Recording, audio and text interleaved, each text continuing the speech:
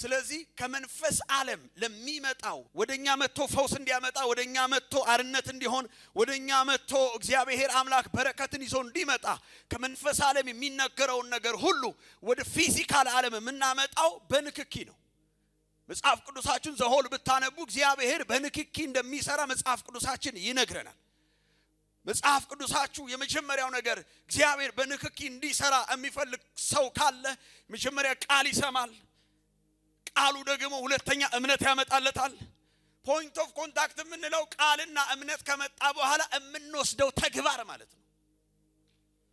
ስለዚህ አንድ ሰው መኪና ቢኖረው መኪናው ጋር ሄደው ቁልፉን ሞተሩን አስነስቶ እስካልነዳው ድረስ መኪናው ምን ሊል አይችልም፣ ሊንቀሳቀስ አይችልም። አንተ መኪና ተነስ ሂድ ብትሉት አይሄድም። ይሄን መኪና በውድ ነው የገዛሁት ብትሉት ሊሄድ አይችልም። መግባት አለባችሁ፣ ሞተር ማስነሳት አለባችሁ፣ አክሽን ወስዳችሁ መንዳት አለባችሁ። ስለዚህ እግዚአብሔር በህይወታችሁ ላይ በረከት እንዲያመጣ የምትፈልጉ ሰዎች ካላችሁ ከመንፈስ ዓለም የሚመጣውን ነገር የሆነ ሰው እጁን ዘርግቶ መንካት አለበት። እስቲ አሜን በሉ እስቲ። እና መጽሐፍ ቅዱሳችሁን ስታነቡ ማርቆስ ወንጌል ምዕራፍ 5 ላይ ጌታችን ኢየሱስ ክርስቶስ ወደ 100 አለቃ ግብዣ ደረሰውና ወደዛ በሚሄድበት ሰዓት አንድ ሴት ነበረች 12 ዓመት ሙሉ ምን የሚፈሳት ደም የሚፈሳት ግብዣ ያልተደረገላት ገንዘብ የሌላት ዘመድ የሌላት ወዳጅ የሌላት ከሰፈሩ የተከለለች ሰው ያከለላት አቅማ ሁሉ ተሟጦ የደከመች ነገር ግን አንድ ነገር በአይምሯ ወይም ወደ ልቧ ወደ መንፈሷ አንድ ነገር መጣ። ኢየሱስ የሚባለው ጌታ በየትኛው መንገድ ይለፍ የቀሚሱን ጫፍ የነካው እንደሆነ አለች። ኢየሱስ ያድናል። እስቲ የቀሚሱን ጫፍ በሉ እስቲ ምን ያልኩ እንደሆነ ኢየሱስ ያድናል። እቺ ሴት አይ ራሱ መጥቶ ይንካኝ ለመቶ አለቃው ሄዶለታል ራሱ ቤቴ መጥቶ ይፈውሰኛል አለችም። በጣም ብዙ አማኝ በጣም መንፈሳዊ ዓለም ላይ ዲሲፕሊን መሆን ይፈልጋል። በቃ ስርዓት ኖ መንፈሳዊ ዓለም ላይ ስርዓት አይደለም የሚፈልገው፣ መንፈሳዊ ዓለም ላይ እንቅስቃሴ ነው የሚፈልገው። እቺ ሴት እንደዚህ ያለች የቀሚሱን ጫፍ ብነካ አለች የደሜ ምንጭ ምን ይላል አለች ይቆማል አለች። አሁን እኮ መናገረው ከ2000 ዓመት በፊት የነበረች ደሞዟን ትዳሯን ልጆቿን ያላትን ነገር ሁሉ ስለበተነች ስለሆነች አይሁዳዊ ሴት አይደለም፣ ስላንተ ነው ያወራው ያለሁት። የከበደ ያቃተ ረጅም ዘመን ያዛለ ከአቅም በላይ የሆነ ነገር ካለ ዛሬ በጌታ በኢየሱስ መንካት ይሆንላችኋል። ስትነካው ዛሬ በኢየሱስ መቆም ያለበት ነገር ይቆማል። ስትነካው ዛሬ መልቀየር ያለበት ነገር ይቀየራል። ስትነካው ዛሬ ከአቅም በላይ የሆነው ነገር እግዚአብሔር ያራግፈዋል። አሜን ነው ወይ? ጫፉን ስትነካ ኢየሱስ ክርስቶስ በሰፈር ሁሉ ዝናው ስለወጣ ሰው ከሱ ጋር አብሮ ምን ይል ነበር ይጓዝ ነበር እና ሰዎች ይከፉት ነበር። አንዲት ሴት ግን የሰማችው ቃል አለ የናዝሬቱ ኢየሱስ በዚህ ያልፋል። ከዛ ያ ቃል እምነት ሆነላት። እምነት ይዛ ቁጭ አላለችም፣ መንቀሳቀስ ጀመረች። ሊያስገድላት ይችላል፣ ከማህበረሰብ ዘንድ መቀላቀል አትችልም፣ ግን ተንቀሳቀሰች። ምን ብላ የቀሚሱን ጫፍ የነካው እንደሆነ አለች። ለ12 ዓመት የሚፈሰው ደም ያለች ምን ይላል አለች ይቆማል። እኔ ዛሬ ከብዙዎቻችሁ ላይ ብዙ ዓመት የቆየውን ነገር በኢየሱስ ስም ለማቆም ነው በዚህ ማለዳ ያለሁት። እማትፈልጉት ከላያችሁ ላይ ተጣብቆ እየሄደ ያለ ነገር ካለ ዛሬ ከልጆቻችሁ ላይ በኢየሱስ ስም ይነሳል። ዛሬ በጌታ በኢየሱስ ስም ከስራችሁ ላይ ይነሳል። አሜን ነው ወይ? እስቲ የቀሚሱን ጫፍ በሉ የነካው እንደሆነ የደሜ ምንጭ ምን ይላል እስቲ ይቆማል በሉ እስቲ። አሜን ነው ወይ? ዛ ኢየሱስ ወዲያውኑ ኃይል ከኔ ምን አለ ወጣ አለ። ኃይል ከኔ ምን አለ እና ሐዋርያቶቹ ስለምን ተናገራለ? ሰው ሁሉ እኮ ያጋፋ ነው። ማን ነካኝ ትላለ? ኖ ይሄ ተራ መነካካትና መግፋት አይደለም አለ። የሆነ ሰው አምኖ ነክቶኛል አለ። የሆነ ሰው አቅዶ መጥቶ ከኔ ጋር ተገናኝቷል አለ። ቸርች ስመጣ ሴሬሞኒ ለማድረግ እንዳትመጣ፣ ስርዓት ለማድረግ እንዳትመጣ።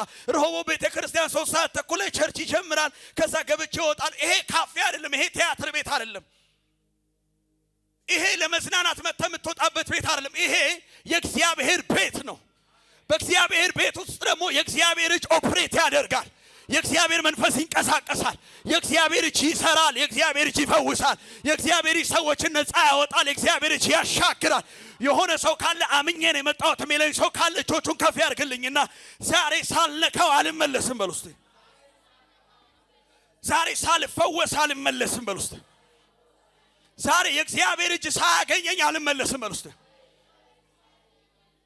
አሜን ነው ወይ? ኢየሱስ ያድናል። የነካኝ ሰው አለ።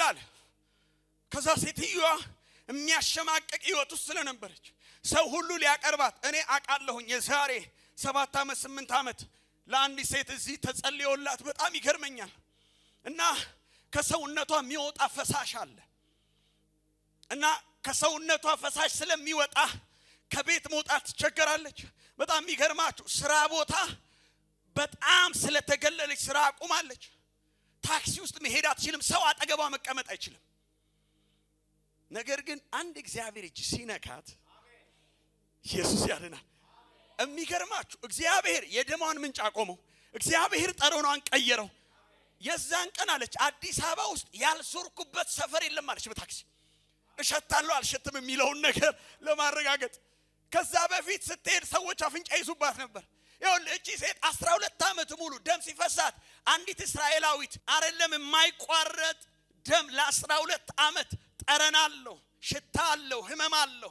እቺ ሴት ግን እንደዚህ ያለች ገንዘቤን ጨርሻለሁ፣ ደሞዜን ጨርሻለሁ፣ በቃ ያለኝን ትዳር ፈርሷል። አሁን ግን አንድ ተስፋ አለኝ አለች።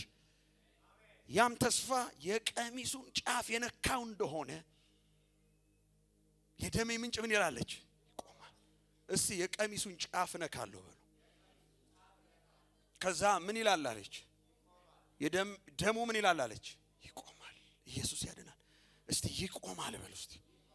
በጣም የሚገርማችሁ ሁለተኛ ሐሳብ ልንገራችሁና ጨርሳለሁ። በብሉይ ኪዳን ሙሴ ሕዝበ እስራኤል ከግብጽ ወደ ከነዓን በሚሄድበት ጊዜ አንድ ቦታ ላይ እባብ ነደፈው ሕዝቡን እና በሞትና በሕይወት መካከል ላይ ሲሆን እግዚአብሔር ማዘዘውና የናስ እባብ ሰርቶ ከፍ ያለ ቦታ ላይ እንዲያንጠለጥሉ አድርጎ ይሄንን የናስ እባብ ባያችሁ ጊዜ ከመርዙ ምን ትላላችሁ አላቸው? ትድናላችሁ። ዩሲ እግዚአብሔር አምላክ በሕይወትክ ላይ ለሚሰራው ነገር ቃል ይሰጣል። ቃሉ እምነት ያመጣል። ከዛ አክሽን እንድትወስድ ይፈልጋል።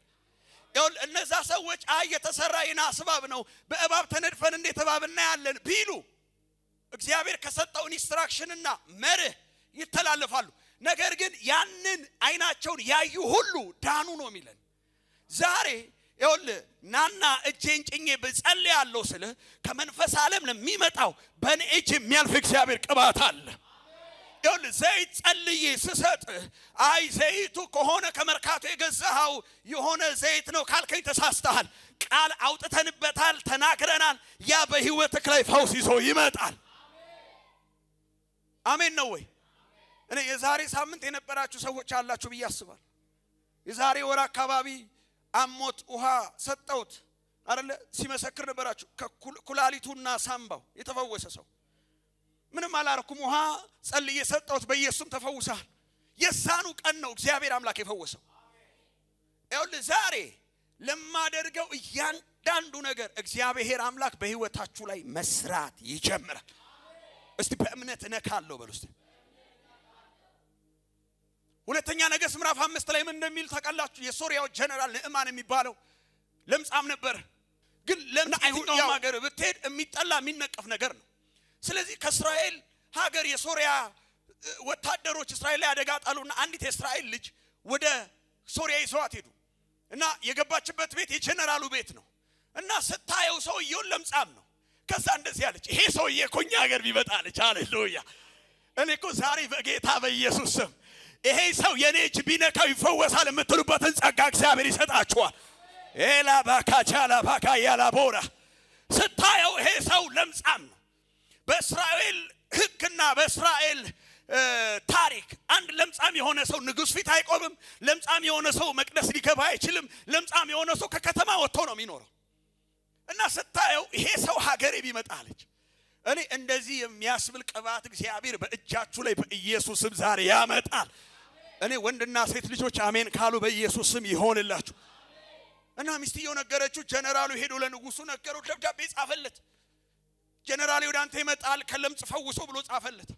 ንጉሱ ደብዳቤውን ሲያነብ አበደ። ይሄ ሰውዬ ነገር እየፈለገኝ ነው ብሎ ልብሱን ላዩ ላይ ቀደደ። ኤልሳ ይሄን ነገር ሰማ። ምን የሚል ዜና? ንጉሱ ከሶሪያ ጀነራል ደብዳቤ ተልኮለት ለምጻን ፈውስ ተብሏል።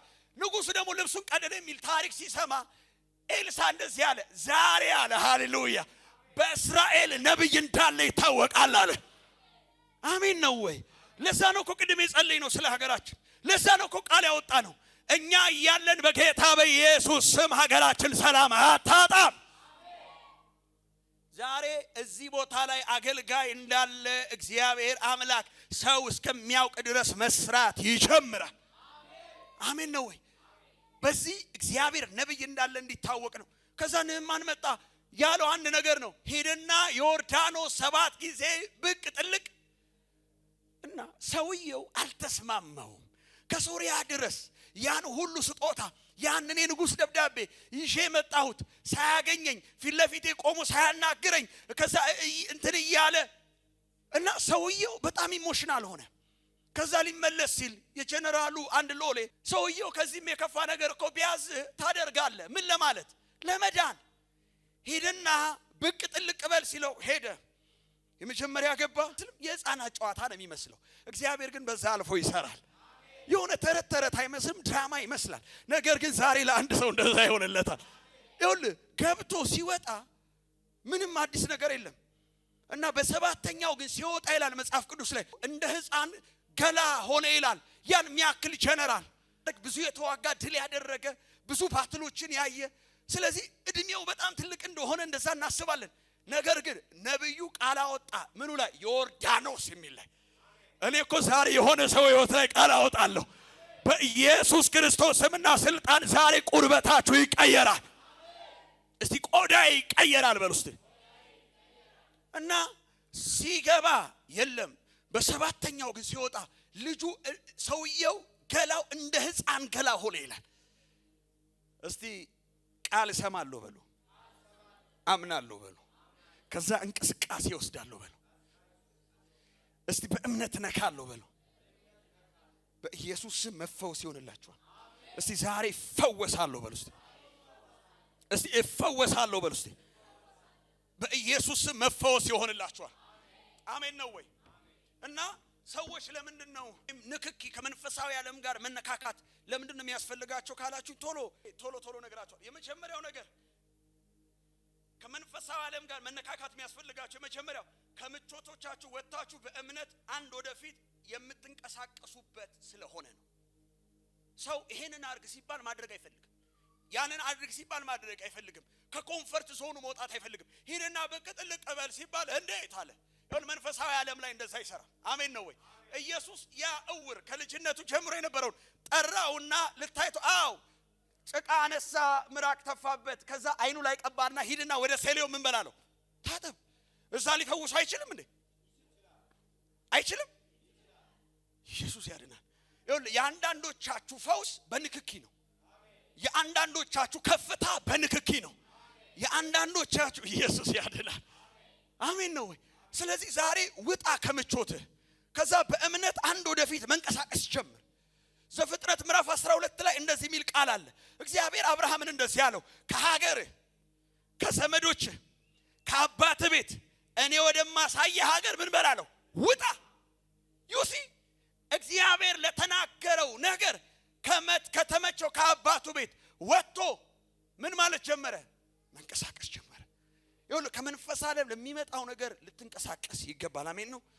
እስቲ በመንፈስ ዓለም በሉ እስቲ ከምቾቶቼ ወጥቼ በሉ እስቲ በእምነት ወደ አንድ እርምጃ መሻገር ይጀምራለሁ። አሜን ነው። ሁለተኛ ከምቾት ስፍራዎቻችሁ በመውጣት ኃላፊነት ወስዳችሁ አሜን ነው በእምነት ወደፊት መሄድ አለባችሁ። ሁለተኛ ይሄ ከመንፈስ ዓለም ለሚመጣው ንክኪ ኃላፊነት ይፈልጋል። ሪስክ መውሰድ አለባችሁ። አሜን ነው ወይ? ሪስክ ውሰዱ፣ ኃላፊነት ውሰዱ። የዛን ጊዜ እግዚአብሔር አምላክ ይፈውሳችኋል። እስቲ እግዚአብሔር ይፈውሰኛል በሉ እስቲ። ኢያሱ ምዕራፍ 6 እዚህ ይላችኋል። ኢያሪኮን እግዚአብሔር አምላክ ሊጥልላቸው ከዛ እንደዚህ አላቸው፣ ሂዱ አላቸው። ከዛስ 7 ቀን ምን እንዳትሉ እንዳትናገሩ ምን በሉ ዝም። ከዛ ግቢውን ወይም ከተማው ምን በሉት አላቸው ዙሩ አላቸው። ከዛስ በሰባተኛው ቀን አለ መለከት ያዘ። አሜን ነው። እልልታ ያለው ሰው፣ ጩኸት ያለው ሰው፣ ፉጨት ያለው ሰው ሁሉ ምን ይበላል ይጮሃል። ደዳይ እግዚአብሔር የተናገረውን ሲያደርጉ የከተማው በር ምን አለ ይላል ተሰበረ። አሜን ነው ወይ? ወደ ከነዓን እንዳይገቡ ኢያሪኮ ፈጽማ ተዘግታ አላሳልፍም ብላቸው ነበር። ነገር ግን በሰባተኛው ቀን በጩኸታቸው ኢያሪኮ ምን አለ ይላል ፈረሰ። እስቲ ኃላፊነት ወስዳለሁ በሉ። እስቲ ሪስክ ወስዳለሁ በሉ። ሪስክ የሚወስዱ ሰዎች በእርግጠኝነት ልንገራችሁ እግዚአብሔር ምስክሬ ነው የምላችሁ ይሳካላቸዋል። እስቲ ይሳካልኛል በሉ። ሌላው በጣም የሚገርማችሁ መስጠት እንደማትችል የምታስበውን መስጠት የእምነት እርምጃ ነው። አሜን ነው ወይ? እስቲ ይሄን እንደግመዋለን። መስጠት እንደማልችል ማስበውን በሉ። እስቲ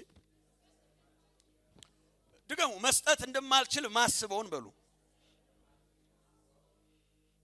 በመስጠት በሉ አንድ እርምጃ በእምነት እንቀሳቀሳለሁ። ማን ከተናገረ? እግዚአብሔር። እስቲ እንድገመው። መስጠት የማልችለውን ነገር በሉ። እስቲ መስጠት የማትችሉትን እንደማትችሉ የምታስቡትን ነገር በመስጠት አንድ እንቅስቃሴ ሄዱ። እግዚአብሔር በዘመናችሁ ሁሉ እንዲሳካላችሁ በጌታ በኢየሱስ ስም ተአምራቱን ይለቅላችኋል። በጣም የሚገርማችሁ በጣም የምደነቀው አንደኛ ነገሥት ምዕራፍ 17 በእስራኤል ላይ 3 ዓመት ተኩል ምን ነበር ይለናል? ረሃብ፣ ከባድ ረሃብ፣ ነገስታት እስከሚጨነቁ ቤተ መንግስቱ እስከሚጨነቅ ከባድ ረሃብ ነበር። እግዚአብሔር ለኤልያስ ተናገረው። በፏፏቴ በቁራ መገበው። ከዛ ፏፏቴው ሲደርቅ ሂድ ወደ ሰራፕታ አለው። ወደ ማን? ወደ አንዲት መበለት። ኢየሱስ ያድናል። ወደ አንዲት መበለት ሄደና አገኝ ምግብ አምጪልኝ አላት። ኢየሱስ ያድናል። ምግብ አምጪልኝ ስላት እንደዚህ ያለችው የእግዚአብሔር ሰው እኔና ልጄ ዛሬ በልተን የምንሞተው ብቻ ነው ያለን አለችው። እኔ አንዳንድ ጊዜ እግዚአብሔር ከተናገረ የእግዚአብሔር ሰዎች ራሱ እኮ ጨካኞች ናቸው አይደለ? አንቺና ልጅሽ ዛሬ በልታችሁ የምትሞቱት ነው። ሂጂና አምጪው አላት። አሜን ነው። አልሰማችሁኝም? ሂጂና ምን በያላት አምጪው። ከዛ እንትን አላረገችም ማለት ይሄ ኔጎሼት ለማድረግ ለመደራደር እኔ ግማሹን ልስጥ ከዛ ግማሹን አንተ ብላ እንደዛ አላረገችም። በነገራችን ላይ ዛሬ የሰራነው ምግብ አንተ ከበላኸው የምንሞትበት 5 መንገድ አንድ እንደዚህ ስለሆነ አላለችውም።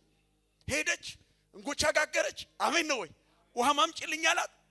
ከዛ ምን አለችው? ሰጠችው። በላ ጠጣ። ኢየሱስ ያድናል። ከዛ እንደዚህ ያላት ረሃቡ እስከሚለቅ ድረስ አላት። ሃሌሉያ። ዘይት ከማሰሮሽ አይጠፋም አላት። አልሰማችሁኝም? ዘይት ከምንሽ ዱቄትስ? እኔ አንዳንድ ሰዎች እንደዚህ ጠላችሁ እግዚአብሔር ምስክሬ ነው ቤት የምትቀበሉ ሰዎች አላችሁ። አንዳንዶቻችሁ እግዚአብሔር ምስክሬ ነው የሆነ ነገር አምናችሁ እግዚአብሔር መስጠት የማትችሉት የሚመስላችሁን ነገር ሰጣችሁ መኪና የምትቀበሉ ሰዎች አላችሁ። ኢየሱስ ያድናል። አንዳንድ ሰው መኪና ትቀበላለህ ስለው ነዳጁስ ይላል 180 ገብቷል ይላል። ኢየሱስ ክርስቶስ ስምና ስልጣን ይሁን መስጠት የማልችለውን ነገር በመስጠት በሉስቲ ኃላፊነት ወስጄ በሉስቲ እምቀበለው በሉስቲ ተአምራት አለ በሉስቲ እስቲ እምቀበለው ተአምራት አለ በሉስቲ። ይሁን መስጠት የማትችለው ነገር ይነግርሃል ሰይጣን። ይሄን ከሰጠ ለእግዚአብሔር ቤት፣ ይሄን ከሰጠ ለእግዚአብሔር ሰው፣ ይሄንን ካደረክ ትሞታለህ ይላል። አለቀለ። ከዚህ በኋላ የቤት ኪራይ ይሄው ደርሷል። ሴትዮዋን ታውቃታለህ። ቤት ተከራይቼ በመኖርበት ጊዜ በጣም አንድ አመፀኛ አከራይ ነበርና ነሸጥ ሲያደርገውም ሊሳደብም ይችላል። የሆነ ቀን እንደዚህ ያለኝ ደውሎ በዚህ 5 ቀን ውስጥ ቤት ልቀቅ አለኝ። ከዛ ኋላ ያው ቤት ከመፈለጉ በላይ ደግሞ በጣም አይምሯችሁ ላይ ሐስል የሚሆነው እቃ ማመላለሱ ምናምን ሐስል ነው እና ከዛ ቀን 10 ሰዓት አካባቢ ነገረኝና ማታ ቤት ቁጭ ብዬ ልክ ቲቪ ሪሞት ከፍቼ ቲቪ ሳይ ወዲያውኑ ስከፍተው እየሰጠሽ ነው ከዛሬ ቀን ጀምሮ አለች አከራዮች ተከራዮችን ማስለቀቅ አይችሉም። ይኸው ለዛሬ እንደኔ ማለት ነው መግለጫ እየጠበቅ እዛው ቤት የምትቀጥልበት ምክንያት የለም። እግዚአብሔር ቤት የሚሰጣችሁ ሰዎች አሉ። ይኸው መግለጫ እየሰማው ቀጥላለሁ ካልክ መፍትሄ ነው መቀጠል ትችላለህ። ኢየሱስ ያድናል። አሁን የሚያስፈልጋችሁ መግለጫ አይደለም። አሁን የሚያስፈልጋችሁ የሆነ አዋጅ አይደለም። አሁን የሚያስፈልጋችሁ እዛው እየታመማችሁ እንድትቀጥሉ አይደለም። እየተሰደባችሁ እንድትቀጥሉ አይደለም። እያነከሳችሁ እንድትቀጥሉ አይደለም። ይሁን በግቢ ላይ የምትንፈላሰስበት እኔ ከየት ሊመጣ እንደሚችል አላውቅም። እግዚአብሔር አስማተኛ አይደለም፣ ተአምራዊ አምላክ ስለሆነ በጌታ በኢየሱስም ቤት የምትቀበሉ ሰዎች አላችሁ። ሁለት ሰው ካለ እጆቹን ከፍ ያርግና ጮሆ ይቀበለኝ አንተ አለው ሚለኝ ሰው ካለ ጮህና ይቀበለኝ አንተ። ዛሬ ለመቀበል ነው ያለው ተሚለኝ ሰው አሜን ይበለኝ አንተ። ዛሬ እጆቼን ዘርግቻለሁ ሚል ሰው ካለ አሜን ይበለኝ አንተ። ትቀበላላችሁ። በጌታ በኢየሱስ ቪዛ ትቀበላላችሁ። የአገልግሎት በር ትቀበላላችሁ። በእውነት ኤምባሲዎች ይቀበሏችኋል። አላፓንያሶ ኤጄጋባጋያ ኢየሱስ ያድናል። አላቫንዶ ካባጋዲያስ እኔ ከፊት ለፊት ትላልቅ በረከት የምትቀበሉ ሰዎች አላችሁ። 2027 ኢየሱስ ያድናል። እኔ አማኝ ነኝ። ሳምን ደግሞ ጴንጤም ነኝ። ጴንጤ ምንድነው ካላችሁ ደግሞ ተራራውን ሜዳ ይሆናል፣ ሸለቆውን ከፍ ይላል፣ ስርጓጉጡን ሜዳ ያረጋዋል። ለምጻም ያለበትን ሰው አንድ ቃል በማውጣት ሂድና ብቅ ጥልቅ በል ብሎት። ሃሌሉያ! እግዚአብሔር ምስክሬ ነው ምናችሁ ዛሬ ከናንተ ጋር እየተከታተለ የመጣ እንዲለያችሁ የምትፈልጉት ነገር ሁሉ በጌታ በኢየሱስም ዛሬ ረግሜዋለሁ። በጣም ኮንቲኒየስሊ የቤት ኪራይ በማጣት እየተንገላታችሁ ያላችሁ ሰዎች አላችሁ። እኔ ዛሬ ለእናንተ እግዚአብሔር ምስክሬ ነው ምናችሁ ይሄ አኔስቴሺያ አይደለም ያስፈልጋችሁ። ይሄ ማስታገሻ አይደለም። አሜን ነው ወይ? በጌታ በኢየሱስ ስም አዳዲስ የበር ቁልፎች በኢየሱስ ክርስቶስ ስምና ስልጣን አይመለከተኝም። አጎቴ ይስጠኝም፣ ዘመዶቼ ተሰባስበው ይስጡ፣ አይመለከተኝም። የአሜሪካ መንግስት እኔ ብቻ ቃል አወጣለሁ። ምንድነው ካልከኝ በጌታ በኢየሱስ ስም ትቀበላላችሁ፣ ትቀበላላችሁ። እኔ ደሞዛችሁ እጥፍ እንዲሆን የምትፈልጉ ሰዎች አላችሁ። ከፍ አድርጉጃችሁ በናዝሬቱ በጌታ በኢየሱስ ክርስቶስ ስምና እግዚአብሔር በዘፍጥረት ምዕራፍ 1 ሲያላቸው ቢ መልቲፕላይ አላቸው። ከዛስ ቢ ፍሩትፉል ብዙ አላቸው። ምን በሉ አላቸው? ተባዙ። በጌታ በኢየሱስም ደሞዛችሁን እንደዚህ ብዬ ዲክሌር አደርግበታለሁ። በጌታ በኢየሱስም እጥፍ እንዲሆን 2 አይደለም 3 እጥፍ 4 እጥፍ 5 እጥፍ በጌታ በኢየሱስም ተደረገላችሁ። ነካዴዎች ካላችሁ እጆቻችሁን ከፍ አድርጉ። ይሄ ጉሊት የምትሰሩ ሸቀጥ የምትሰሩ ጥቃቅን ነገር የምትሰሩ ከእጅ ወደ አፍ የሆነ ህይወት እየኖራችሁ ያላችሁ አሁን በልታችሁ ቁርስ ለምሳ የምታስቡ ሰዎች በኢየሱስም ዲክሌር አደርጋለሁ ንግዳችሁ ላይ በኢየሱስ ቢ መልቲፕላይ ጂሰስ ታፈራላችሁ። እስቲ አፈራለሁ በሉ። እስቲ ከዛሬ ቀን ጀምሮ እስቲ አፈራለሁ በሉ። ይሄን አንድ ላይ እንበል በእግሮቻችን ቆመን። አሌቬም ባላባጋያስ ድህነት አባቴ ላይ ተቀመጠ ቢሆን አያቴ ላይ ተቀመጠ ቢሆን የዘር ማንዘሬ መታወቂያ ቢሆን በኔ ዘመን በሉ አሁን እኔ ጋር በሉ እስቲ መስመሩን በሉ እስቲ እሰብረውና ቤቴ ረሃብ አይገባም፣ ልጆቼ አይራቡም፣ በጌታ በኢየሱስ የምሰጠውን አላጣም። ኤላ ባጋንዶ ራዳባያ ሰጄላ ቫንዶ ራባጋያ ላባጋያስ